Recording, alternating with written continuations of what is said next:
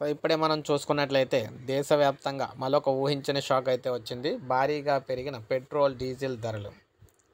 చమురు ధరలపై కేంద్రం కీలక నిర్ణయం తీసుకుంది. లీటర్ పెట్రోల్, డీజిల్పై ఎక్సైజ్ డ్యూటీ రూ. 2 పెంచుతూ ఉత్తర్వులు జారీ చేసింది.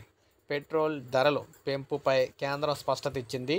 ధరల్లో ఎలాంటి మార్పు ఉండబోదని స్పష్టం చేసింది. ఎక్సైజ్ డ్యూటీ పెరుగుదల నేపథ్యంలో పెట్రోల్, డీజిల్ ధరల రిటైల్ ధరల్లో పెరుగుదల ఉండదని చమురు మార్కెటింగ్ కంపెనీలు అయితే సమాచారం ఇచ్చినట్లు కేంద్ర పెట్రోలియం, సహజ వాయువుల మంత్రిత్వ శాఖ అయితే ఎక్స్ వేదికగా తెలిపింది. కాగా డొనాల్డ్ ట్రంప్ నేతృత్వంలోని అమెరికా ప్రభుత్వం పరస్పర సుంకాల కారణంగా ట్రేడ్ వార్ వస్తున్నందున ఆందోళనలు నెలకొన్నాయన్నమాట. దాంతో అంతర్జాతీయ ముడి చమురు ధరలు తగ్గుముఖం పట్టాయి. ఈ తరుణంలో ఎక్సైజ్ సుంకం పెంపు చోటు చేసుకోవడం గమనార్హం. అంతర్జాతీయ చమురు ధరలు తగ్గినందున ఆ అదనపు భారాన్ని చమురు సంస్థలు సర్దుబాటు చేసుకుంటున్నాయని తెలుస్తుంది.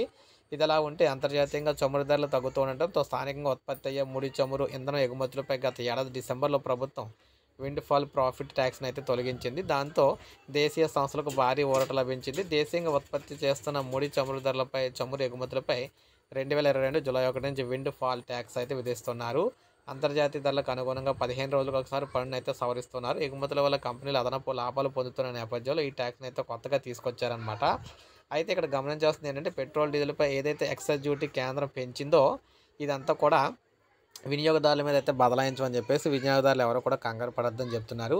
ఇన్కేస్ ఈ టారిఫ్లు అడవడం వల్ల ఏమైనా ఇంకా ధరలు తగ్గించే అవకాశం అయితే ఉంటుంది కాబట్టి పెంచే అవకాశం అయితే ఉండదని చెప్పడం జరిగిందనమాట. సో ఇది మనకి ప్రజెంట్ పెట్రోల్, డీజిల్కి సంబంధించి తాజా సమాచారం. ధరలపై ఒక లైక్ చేయండి, సబ్స్క్రైబ్ చేసుకోండి, మన ఛానల్ సబ్స్క్రైబ్ చేసుకొని